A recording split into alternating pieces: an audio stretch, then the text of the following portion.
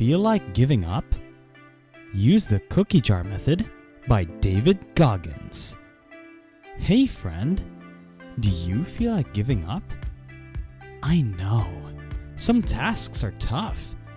Sometimes life challenges you. And yes, it is hard. And sometimes we can feel like giving up. No doubt that life is full of struggles and hardships. It can arise from a stressful work environment or a toxic relationship. It might also root in a feeling of being a failure or not being good enough. Have you felt that way? I understand how difficult it may be to maintain motivation to endure. So, what can you do to keep going? How can you overcome your mental resistance? I have something great for you. The solution is the cookie jar. David Goggins is the creator of the cookie jar. Goggins is a veteran Navy SEAL who has participated in over 60 ultra marathons, triathlons, and ultra triathlons, all while breaking new course records and consistently finishing in the top 5. In addition, he has a Guinness World Record for accomplishing over 4,000 pull-ups in 17 hours. He's regarded as one of the toughest men living.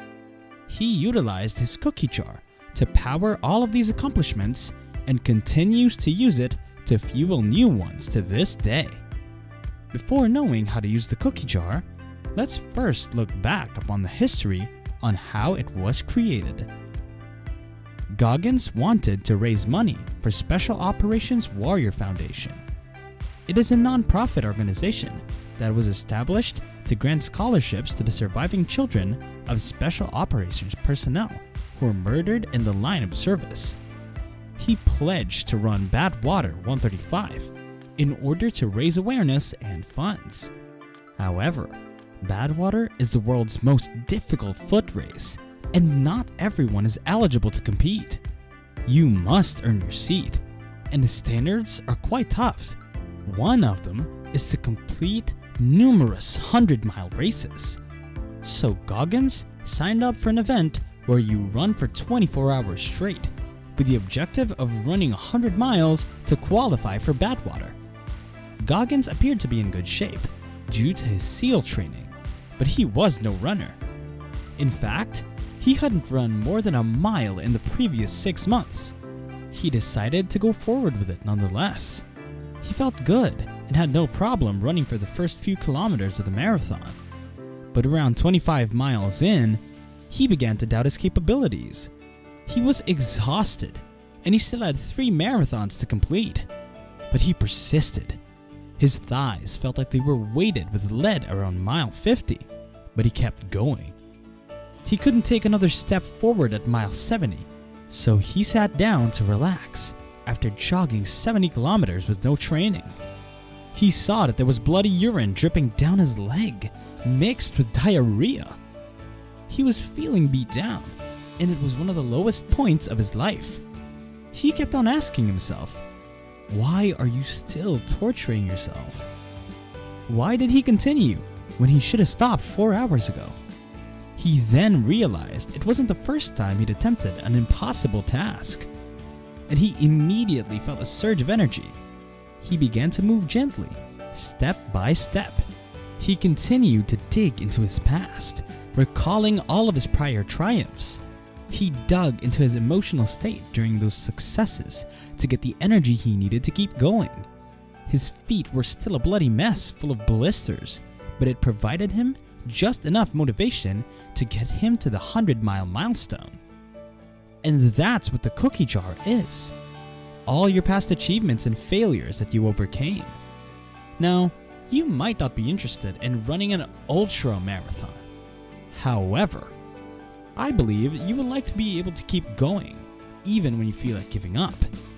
That might mean exercising more frequently, or practicing an instrument even if you're tired. Eventually, there comes a point where your mind will tell you to give up, and you'll need to push back to get through it. This is where we utilize our cookie jar so we can draw inspiration from our past victories. But first, you must fill your jar with cookies. So grab a piece of paper and jot everything down. And don't just jot down your accomplishments, include any life hurdles you conquered, such as your first public speaking experience, overcoming depression, or defeating your fear of heights. It also does not have to be a huge win. It might be as simple as cleaning your room or washing your clothes. Just list down everything. I believe we all have a cookie jar inside of us because life has put each of us to the test. However, I'd like to stress out that you should sometimes stop what you're doing and take a rest. You don't want to disregard your body's signals. Your mind convincing you to stop is one thing, but when your body starts shutting down, you should pause. Remember that we are not wired to be busy all the time, and that rest is really useful. So it's a good idea to set a limit, and once you reach that limit, you should take a break.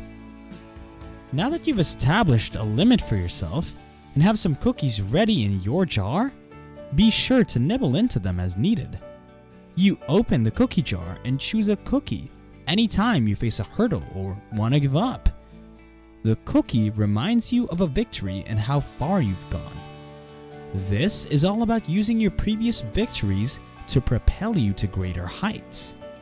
Digging in the cookie jar is hard at first, and it takes focus and determination. Your mind is telling you not to go there. It wishes to remind you that you are in pain and that your objective is unachievable. But before you give up, you may want to take a bite of that cookie first to somehow energize you to keep on going. Eventually, you will gradually strengthen your mind to become more mentally resistant to impossibilities. After all, whatever your mind can conceive, you can achieve. Thanks for watching. Hit the like and subscribe button for more videos like this. Go for your dreams and enjoy your life. Bye. See you next time.